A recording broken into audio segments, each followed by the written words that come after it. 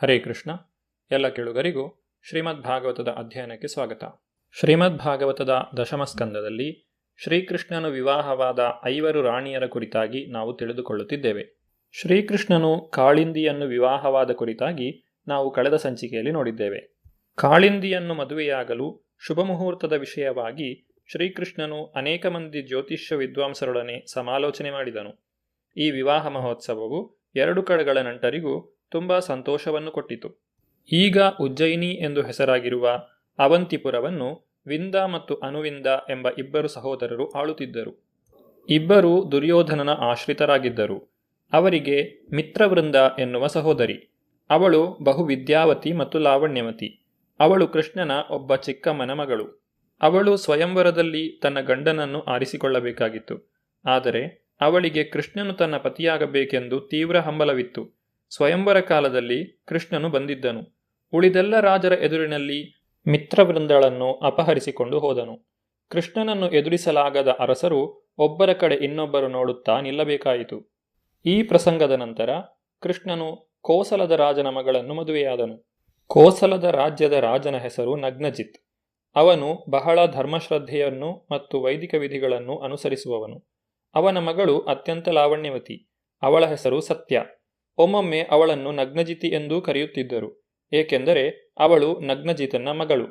ಅರಸ ನಗ್ನಜಿತನು ತನ್ನ ಬಳಿ ಇದ್ದ 7 ಬಹು ಬಲಶಾಲಿಯಾದ ಮತ್ತು ದೃಢಕಾಯದ ಗೂಳಿಗಳನ್ನು ಸೋಲಿಸಬಲ್ಲ ರಾಜನಿಗೆ ತನ್ನ ಮಗಳನ್ನು ಕೊಟ್ಟು ಮದುವೆ ಮಾಡಲು ತೀರ್ಮಾನಿಸಿದ್ದನು.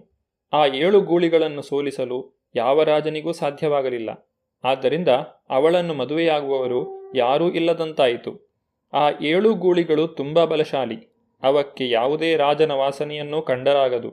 ಅನೇಕ ಮಂದಿ ರಾಜರು ಆ ರಾಜ್ಯಕ್ಕೆ ಹೋಗಿ ಆ ಗೂಳಿಗಳನ್ನು ಅಡಗಿಸಲು ಪ್ರಯತ್ನಿಸಿದರು. ಆದರೆ ಅವುಗಳನ್ನು ನಿಯಂತ್ರಿಸಲಾಗದೆ ಅವರೇ ಸೋತು ಹೋದರು. ಈ ಸುದ್ದಿಯು ದೇಶದಲ್ಲೆಲ್ಲ ಹಬ್ಬಿತು. ಈ ಯುವತಿ ಸತ್ಯಳನ್ನು 7 ಗೂಳಿಗಳನ್ನು ಸೋಲಿಸಿ ಮಾತ್ರವೇ ಪಡೆಯಬಹುದು ಎಂದು ಕೃಷ್ಣನಿಗೆ ತಿಳಿದಾಗ ಅವನು ಕೋಸಲ ರಾಜ್ಯಕ್ಕೆ ಹೋಗಲು ಸಿದ್ಧನಾದನು. ಅವನು ಅಯೋಧ್ಯೆ ಎಂಬ ಹೆಸರಿನ ಈ ಭಾಗಕ್ಕೆ ರಾಜವೈಭವದಿಂದ ಹೋದನು. ಕೃಷ್ಣನು ತನ್ನ ಮಗಳನ್ನು ಮದುವೆಯಾಗುವ ಅಪೇಕ್ಷೆಯಿಂದ ಬಂದಿದ್ದ ಎಂದು ತಿಳಿದಾಗ ಕೋಸಲರಾಜನಿಗೆ ಬಹಳ ಸಂತೋಷವಾಯಿತು. ಅವನು ಕೃಷ್ಣನನ್ನು ಬಹಳ ಗೌರವದಿಂದ ಮತ್ತು ವೈಭವದಿಂದ ತನ್ನ ರಾಜ್ಯಕ್ಕೆ ಸ್ವಾಗತಿಸಿದನು. ಕೃಷ್ಣನು ಅವನ ಬಳಿಗೆ ಹೋದಾಗ ಅವನಿಗೆ ಉಚಿತವಾದ ಆಸನವನ್ನು ಕೊಟ್ಟು ಸ್ವಾಗತಕ್ಕೆ ಯೋಗ್ಯವಾದ ವಸ್ತುಗಳೆಲ್ಲವನ್ನೂ ಕೊಟ್ಟನು. ಪ್ರತಿಯೊಂದೂ ಬಹಳ ಸೊಗಸಾಗಿ ಕಂಡಿತು.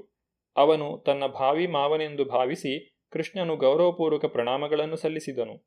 ರಾಜನ ಮಗಳು ಸತ್ಯಳಿಗೆ ತನ್ನನ್ನು ಮದುವೆಯಾಗಲು ಸ್ವತಃ ಕೃಷ್ಣನೇ ಬಂದಿದ್ದಾನೆ ಎಂದು ತಿಳಿದಾಗ ಭಾಗ್ಯದೇವತೆಯ ಪತಿಯೇ ತನ್ನನ್ನು ಸ್ವೀಕರಿಸಲು ಬಂದನೆಂದು ಬಹಳ ಸಂತೋಷವಾಯಿತು.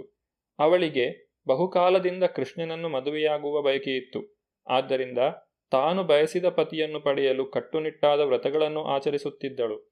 ಅವಳು ಈ ರೀತಿ ಆಲೋಚಿಸಿದಳು: ನಾನು ನನ್ನಿಂದ ಸಾಧ್ಯವಾದಷ್ಟು ಧರ್ಮಶ್ರದ್ಧೆಯ ಕೆಲಸಗಳನ್ನು ಮಾಡಿದ್ದರೆ ಮತ್ತು ಕೃಷ್ಣನು ನನ್ನ ಪತಿಯಾಗಬೇಕೆಂದು ಸದಾ ಯೋಚಿಸಿದ್ದರೆ ಬಹುಕಾಲದ ನನ್ನ ಬಯಕೆಯನ್ನು ನಡೆಸಿಕೊಡಲು ಕೃಷ್ಣನು ಮನಸ್ಸು ಮಾಡಲಿ. ಅವಳು ಮನಸ್ಸಿನಲ್ಲಿಯೇ ಕೃಷ್ಣನಿಗೆ ಈ ರೀತಿ ಪ್ರಾರ್ಥನೆ ಮಾಡಿದಳು: ದೇವೋತ್ತಮ ಪರಮಪುರುಷನಿಗೆ ನನ್ನಲ್ಲಿ ಹೇಗೆ ಸಂತೋಷವಾಗುವುದೋ ನಾನು ಕಾಣೆ. ಅವನು ಎಲ್ಲರ ಒಡೆಯ, ಪ್ರಭು. ದೇವೋತ್ತಮ ಪರಮಪುರುಷನ ಪಕ್ಕದಲ್ಲಿ ಕುಳಿತುಕೊಳ್ಳುವ ಸಿರಿದೇವಿಯ ಒಡೆಯನೂ ಅವನೇ. ಹಲವಾರು ಲೋಕಗಳ ದೇವತೆಗಳು ಆತನಿಗೆ ಗೌರವಪೂರ್ವಕ ಪ್ರಣಾಮಗಳನ್ನು ಅರ್ಪಿಸುತ್ತಾರೆ. ತನ್ನ ಭಕ್ತರ ಬಯಕೆಗಳನ್ನು ಸಲ್ಲಿಸಲೆಂದು ಪ್ರಭುವು ಬೇರೆ ಬೇರೆ ಅವತಾರಗಳಲ್ಲಿ ಭೂಮಿಗೆ ಇಳಿದು ಬರುತ್ತಾನೆ. ಅವನ ಘನತೆ ಮತ್ತು ಹಿರಿಮೆ ಎಷ್ಟೆಂದರೆ ಅವನನ್ನು ನಾನು ಹೇಗೆ ತೃಪ್ತಿಪಡಿಸಬಲ್ಲೆ ಎಂದೇ ನನಗೆ ತಿಳಿಯುವುದಿಲ್ಲ. ದೇವೋತ್ತಮ ಪರಮಪುರುಷನು ಭಕ್ತನಲ್ಲಿ ತನ್ನ ಅವ್ಯಾಜ ಕರುಣೆಯಿಂದ ಮಾತ್ರವೇ ಸುಪ್ರೀತನಾಗುವನು ಎಂದು ಅವಳಿಗೆ ಅನ್ನಿಸಿತ್ತು. ಇಲ್ಲವಾದರೆ ಅವನನ್ನು ಸಂತೋಷಗೊಳಿಸಲು ಬೇರೆ ಮಾರ್ಗವೇ ಇಲ್ಲ. ಚೈತನ್ಯ ಮಹಾಪ್ರಭುಗಳು ತಮ್ಮ ಶಿಕ್ಷಾಷ್ಟಕದಲ್ಲಿ ಈ ರೀತಿಯಾಗಿ ಪ್ರಾರ್ಥಿಸಿದ್ದಾರೆ: ಪ್ರಭುವೇ, ನಾನು ನಿನ್ನ ನಿರಂತರ ಸೇವಕ. ಹೇಗೋ ಏನೋ ನಾನು ಈ ಭೌತಿಕ ಬಂಧನಕ್ಕೆ ಬಂದು ಬಿದ್ದಿದ್ದೇನೆ. ನೀನು ಕೃಪೆಯಿಟ್ಟು ನನ್ನನ್ನು ಮೇಲೆತ್ತಿ ನಿನ್ನ ಚರಣಕಮಲಗಳಲ್ಲಿ ಒಂದು ಧೂಳಿನ ಕಣವನ್ನಾಗಿ ಇರಿಸಿಕೊಂಡರೆ ನಿನ್ನ ನಿರಂತರ ಸೇವಕನಿಗೆ ಅದೊಂದು ಅನುಗ್ರಹ. ಸೇವಾ ಮನೋಧರ್ಮದಲ್ಲಿ ನಮ್ರತೆ ಇದ್ದರೆ ಮಾತ್ರ ಭಗವಂತನು ಸಂತೋಷಪಡುತ್ತಾನೆ. ಗುರುವಿನ ಮಾರ್ಗದರ್ಶನದಲ್ಲಿ ಪ್ರಭುವಿಗೆ ನಾವು ಎಷ್ಟು ಸೇವೆ ಸಲ್ಲಿಸಿದರೆ ಅಷ್ಟು ನಾವು ನಮ್ಮನ್ನು ಪ್ರಭುವಿನತ್ತ ಕರೆದೊಯ್ಯುವ ಹಾದಿಯಲ್ಲಿ ಮುನ್ನಡೆಯುತ್ತೇವೆ. ಪ್ರಭುವಿನಿಂದ ನಾವು ಅವನಿಗೆ ಸೇವೆ ಮಾಡುವುದಕ್ಕಾಗಿ ಯಾವುದೇ ಬಗೆಯ ಕೃಪೆಯನ್ನಾಗಲಿ ಕರುಣೆಯನ್ನಾಗಲಿ ಕೇಳುವಂತಿಲ್ಲ. ಅವನು ನಮ್ಮ ಸೇವೆಯನ್ನು ಒಪ್ಪಬಹುದು, ಒಪ್ಪದಿರಬಹುದು. ಆದರೆ ಅವನನ್ನು ತೃಪ್ತಿಪಡಿಸುವ ಒಂದೇ ಒಂದು ಮಾರ್ಗವೆಂದರೆ ಸೇವಾ ಮನೋಧರ್ಮ. ನಗ್ನಜಿತ್ ರಾಜನು ಆಗಲೇ ಧರ್ಮಿಷ್ಠನಾಗಿದ್ದನು. ಕೃಷ್ಣನೇ ತನ್ನ ಅರಮನೆಯಲ್ಲಿದ್ದಾಗ ತನಗೆ ಸಾಧ್ಯವಾದಷ್ಟು ತಿಳುವಳಿಕೆಯಿಂದ ಸಾಧ್ಯವಾದ ಮಟ್ಟಿಗೆ ಅವನನ್ನು ಪೂಜಿಸಲು ಪ್ರಾರಂಭಿಸಿದನು. ಅವನು ಪ್ರಭುವಿನ ಮುಂದೆ ನಿಂತು ಹೀಗೆ ಹೇಳಿದನು: ಪ್ರಿಯ ಪ್ರಭುವೇ, ನೀನು ಸಮಸ್ತ ಬ್ರಹ್ಮಾಂಡದ ಒಡೆಯ, ನೀನು ನಾರಾಯಣನು, ಎಲ್ಲ ಜೀವಿಗಳಿಗೆ ಶಾಂತಿಧಾಮ, ನೀನು ಸ್ವಯಂಪೂರ್ಣನು ಮತ್ತು ನಿನ್ನ ವೈಯಕ್ತಿಕ ಶ್ರೀಮಂತಿಕೆಗಳಿಂದ ಸಂತೋಷಪಡುವವನು. ಆದ್ದರಿಂದ ನಾನು ನಿನಗೆ ಏನನ್ನು ಕೊಡಲಿ? ಯಾವುದೇ ಕೊಡುಗೆಯಿಂದ ನಿನಗೆ ಹೇಗೆ ಸಂತೋಷವನ್ನು ಉಂಟು ಮಾಡಲಿ? ಅದು ಸಾಧ್ಯವಿಲ್ಲ, ಏಕೆಂದರೆ ನಾನೊಬ್ಬ ಅತ್ಯಲ್ಪ ಜೀವಿ. ವಾಸ್ತವವಾಗಿ ನಿನಗೆ ಯಾವ ಸೇವೆಯನ್ನು ಸಲ್ಲಿಸಲು ನಾನು ಸಮರ್ಥನಲ್ಲ. ಕೃಷ್ಣನು ಎಲ್ಲ ಪ್ರಾಣಿಗಳ ಪರಮಾತ್ಮನು. ಆದುದರಿಂದ ಅವನಿಗೆ ನಗ್ನಜಿತ್ ಮಹಾರಾಜನ ಮಗಳು ಸತ್ಯಳ ಮನಸ್ಸು ಅರ್ಥವಾಯಿತು. ಮಹಾರಾಜನು ಆಸನವನ್ನು, ಭಕ್ಷ್ಯಗಳನ್ನು, ನಿವಾಸವನ್ನು ತನಗೆ ಕೊಟ್ಟದ್ದಕ್ಕಾಗಿ ಅರಸನ ಗೌರವಪೂರ್ವಕ ಪೂಜೆಯಿಂದ ಅವನು ಸುಪ್ರೀತನಾದನು. ಹುಡುಗಿಯೂ ಹುಡುಗಿಯ ತಂದೆಯೂ ತನ್ನನ್ನು ಆತ್ಮೀಯ ಬಂಧುವನ್ನಾಗಿ ಮಾಡಿಕೊಳ್ಳಲು ಕಾತರರಾಗಿದ್ದರು ಎಂಬುದನ್ನು ಅವನು ಮೆಚ್ಚಿದನು. ಅವನು ಮುಗುಳ್ನಗೆ ನಕ್ಕು ಗಂಭೀರವಾದ ಧ್ವನಿಯಲ್ಲಿ ಈ ರೀತಿ ನುಡಿದನು: ಪ್ರಿಯ ಮಹಾರಾಜ, ರಾಜವರ್ಗದಲ್ಲಿರುವವನು ತನ್ನ ಸ್ಥಾನಕ್ಕೆ ಯೋಗ್ಯನಾಗಿದ್ದರೆ ಮತ್ತೊಬ್ಬನು ಎಷ್ಟೇ ಉನ್ನತ ಸ್ಥಾನದಲ್ಲಿರಲಿ ಅವನಿಂದ ಏನನ್ನೂ ಬೇಡುವುದಿಲ್ಲ. ಇದು ನಿನಗೆ ತಿಳಿದಿದೆ. ಕ್ಷತ್ರಿಯ ರಾಜನು ಇನ್ನೊಬ್ಬನನ್ನು ಹೀಗೆ ಪ್ರಾರ್ಥಿಸುವುದನ್ನು ವೈದಿಕ ವಿದ್ವಾಂಸರು ಉದ್ದೇಶಪೂರ್ವಕವಾಗಿ ನಿಷೇಧಿಸಿದ್ದಾರೆ. ಕ್ಷತ್ರಿಯನಾದವನು ಈ ನಿಯಮವನ್ನು ಮುರಿದರೆ ವಿದ್ವಾಂಸರು ಅವನನ್ನು ತೆಗಳುತ್ತಾರೆ. ಈ ಕಟ್ಟುನಿಟ್ಟಾದ ನಿಯಂತ್ರಕ ತತ್ವವಿದ್ದರೂ ನೀನು ನನ್ನನ್ನು ಅಸಾಧಾರಣ ರೀತಿಯಲ್ಲಿ ಬರಮಾಡಿಕೊಂಡದ್ದಕ್ಕಾಗಿ ನಮ್ಮ ಬಾಂಧವ್ಯವನ್ನು ಸ್ಥಿರವಾಗಿ ಸ್ಥಾಪಿಸಲು ಸುಂದರಿಯಾದ ನಿನ್ನ ಮಗಳನ್ನು ಪಾಣಿಗ್ರಹಣ ಮಾಡಿಕೊಡಬೇಕೆಂದು ಕೇಳಿಕೊಳ್ಳುತ್ತೇನೆ. ನಿನ್ನ ಮಗಳನ್ನು ಪರಿಗ್ರಹಿಸುವುದಕ್ಕೆ ಪ್ರತಿಯಾಗಿ ನಾವು ಏನನ್ನೂ ಕೊಡುವ ಸಂಪ್ರದಾಯವಿಲ್ಲ. ಅವಳನ್ನು ಕೊಟ್ಟು ಮದುವೆ ಮಾಡಿದ್ದಕ್ಕಾಗಿ ನೀನು ಕೇಳಬಹುದಾದ ಯಾವ ಬೆಲೆಯನ್ನೂ ಕೊಡಲು ನಮಗೆ ಸಾಧ್ಯವಿಲ್ಲ.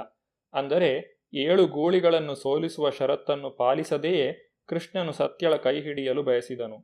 ಕೃಷ್ಣನ ಈ ಮಾತನ್ನು ಕೇಳಿ ನಗ್ನಜಿತ್ ರಾಜನು ಈ ರೀತಿಯಾಗಿ ನುಡಿದನು: ಪ್ರಿಯ ಪ್ರಭುವೇ, ನೀನು ಎಲ್ಲ ಸಂತೋಷದ, ಎಲ್ಲ ಶ್ರೀಮಂತಿಕೆಯ ಮತ್ತು ಎಲ್ಲ ಗುಣಗಳ ಆಗರ. ಭಾಗ್ಯದೇವತೆಯಾದ ಲಕ್ಷ್ಮಿಯು ಸದಾ ನಿನ್ನ ಎದೆಯಲ್ಲಿರುತ್ತಾಳೆ. ಹೀಗಿರುವಾಗ ನನ್ನ ಮಗಳಿಗೆ ನಿನಗಿಂತ ಯೋಗ್ಯನಾದ ಪತಿ ಯಾರು? ನನ್ನ ಮಗಳು ನಾನು ಈ ಅವಕಾಶಕ್ಕಾಗಿಯೇ ಕಾಯುತ್ತಿದ್ದೆವು. ನೀನು ಯದುವಂಶದ ನಾಯಕನು. ಪ್ರಾರಂಭದಿಂದ ನಾನು ನನ್ನ ಮಗಳನ್ನು ನಾನು ಗೊತ್ತು ಮಾಡಿರುವ ಪರೀಕ್ಷೆಯಲ್ಲಿ ಗೆಲ್ಲುವವನಿಗೆ ಮಾತ್ರ ಕೊಟ್ಟು ಮದುವೆ ಮಾಡುತ್ತೇನೆ ಎಂದು ಪ್ರತಿಜ್ಞೆ ಮಾಡಿದ್ದೇನೆ. ಇದು ನಿನಗೆ ತಿಳಿದಿದೆ. ನನ್ನ ಅಳಿಯನಾಗುವವನ ಶಕ್ತಿ ಮತ್ತು ಸ್ಥಾನಗಳನ್ನು ತಿಳಿಯಬೇಕೆಂದು ಈ ಪರೀಕ್ಷೆಯನ್ನು ವಿಧಿಸಿದ್ದೇನೆ. ನೀನು ಶ್ರೀಕೃಷ್ಣ, ಎಲ್ಲ ವೀರರಲ್ಲಿ ಶ್ರೇಷ್ಠನು. ಯಾವ ಕಷ್ಟವೂ ಇಲ್ಲದೆ ನೀನು 7 ಗೂಳಿಗಳನ್ನು ಹತೋಟಿಗೆ ತಂದುಕೊಳ್ಳುತ್ತಿ. ಇದು ನನಗೆ ಖಂಡಿತವಾಗಿಯೂ ತಿಳಿದಿದೆ. ಈವರೆಗೆ ಯಾವ ರಾಜನೂ ಅವುಗಳನ್ನು ಹತೋಟಿಗೆ ತರಲು ಸಮರ್ಥನಾಗಿಲ್ಲ. ಅವುಗಳನ್ನು ನಿಯಂತ್ರಿಸಲು ಪ್ರಯತ್ನಿಸಿದ ಯಾರೇ ಆಗಲಿ ಅಂಗಾಂಗಗಳನ್ನು ಮುರಿದುಕೊಂಡಿದ್ದಾರೆ. ಕೃಷ್ಣ, ನೀನು ದಯವಿಟ್ಟು 7 ಗೂಳಿಗಳಿಗೆ ಮೂಗುದಾರ ಹಾಕಿ ಅವುಗಳನ್ನು ಹತೋಟಿಗೆ ತಂದರೆ ನನ್ನ ಮಗಳು ಸತ್ಯಳು ಬಯಸಿದ ಗಂಡನೆಂದು ನಿನ್ನನ್ನು ಆರಿಸಿಕೊಳ್ಳುತ್ತೇನೆ. ಈ ಮಾತನ್ನು ಕೇಳಿ ರಾಜನು ತನ್ನ ಪ್ರತಿಜ್ಞೆಯನ್ನು ಮುರಿಯಲು ಇಷ್ಟಪಡುವುದಿಲ್ಲ ಎಂದು ಕೃಷ್ಣನಿಗೆ ತಿಳಿಯಿತು. ತನ್ನ ಆಸೆಯನ್ನು ಈಡೇರಿಸಿಕೊಳ್ಳಲು ಸೊಂಟಪಟ್ಟಿಯನ್ನು ಬಿಗಿ ಮಾಡಿ ಗೂಳಿಗಳೊಡನೆ ಹೋರಾಡಲು ಸಿದ್ಧನಾದನು. ಅವನು ಕೂಡಲೇ 7 ಕೃಷ್ಣನಾಗಿ ವಿಭಾಗವಾದನು. ಅವರಲ್ಲಿ ಪ್ರತಿಯೊಬ್ಬನು ಒಂದು ಗೂಳಿಯನ್ನು ಹಿಡಿದು ಅದಕ್ಕೆ ಮೂಗುದಾರವನ್ನು ಹಾಕಿ ಅದೊಂದು ಆಟದ ಸಾಮಾನು ಎನ್ನುವಂತೆ ನಿಯಂತ್ರಣಕ್ಕೆ ತಂದನು. ಕೃಷ್ಣನು 7 ಭಾಗಗಳಾದದ್ದು ಮಹತ್ವದ ಸಂಗತಿ. ಕೃಷ್ಣನಿಗೆ ಆಗಲೇ ಅನೇಕ ಮಂದಿ ಹೆಂಡತಿಯರಿದ್ದರು ಎಂಬುದು ಸತ್ಯಳಿಗೆ ತಿಳಿದಿತ್ತು. ಆದರೂ ಅವಳು ಕೃಷ್ಣನನ್ನು ಪ್ರೀತಿಸಿದಳು. ಅವಳಿಗೆ ಉತ್ಸಾಹವನ್ನು ಉಂಟು ಮಾಡಲು ಅವನು ಕೂಡಲೇ ತನ್ನನ್ನು 7 ಭಾಗಗಳಾಗಿ ವಿಸ್ತರಣೆ ಮಾಡಿಕೊಂಡನು. ಇದರ ಭಾವಾರ್ಥವೆಂದರೆ ಕೃಷ್ಣನು ಒಬ್ಬನೇ ಆದರೂ ಅವನಿಗೆ ಅಸಂಖ್ಯಾತ ವಿಸ್ತರಣೆಗಳುಂಟು. ಅವನು ಲಕ್ಷಾಂತರ ಮಂದಿ ಪತ್ನಿಯರನ್ನು ಮದುವೆ ಮಾಡಿಕೊಂಡನು. ಆದರೆ ಅವನು ಒಬ್ಬ ಪತ್ನಿಯೊಡನೆ ಇದ್ದಾಗ ಇತರ ಪತ್ನಿಯರೊಡನೆ ಅವನು ಇರುತ್ತಿರಲಿಲ್ಲ ಎಂದರ್ಥವಲ್ಲ.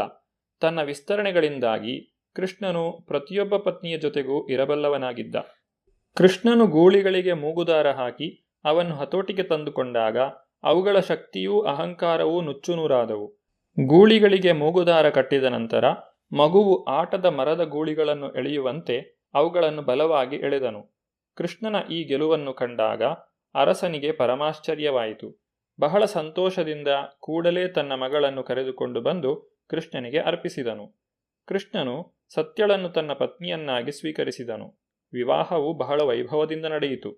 ತಮ್ಮ ಮಗಳಿಗೆ ಕೃಷ್ಣನು ಪತಿಯಾದನೆಂದು ನಗ್ನಜಿತನ ರಾಣಿಯರಿಗೂ ಬಹಳ ಸಂತೋಷವಾಯಿತು. ಈ ಶುಭ ಸಮಯದಲ್ಲಿ ರಾಜನು ಅವನ ರಾಣಿಯರು ಬಹಳ ಸಂತೋಷದಿಂದ ಇದ್ದದ್ದರಿಂದ ನಗರದಲ್ಲೆಲ್ಲ ಈ ವಿವಾಹದ ಗೌರವಾರ್ಥವಾಗಿ ಸಂತೋಷದ ಉತ್ಸವಗಳಾದವು. ಮದುವೆಯ ಸಂಭ್ರಮದ ವಿವರಣೆಯ ಕುರಿತಾಗಿ ನಾವು ಮುಂದಿನ ಸಂಚಿಕೆಯಲ್ಲಿ ನೋಡೋಣ. ಧನ್ಯವಾದಗಳು. ಹರೇ ಕೃಷ್ಣ.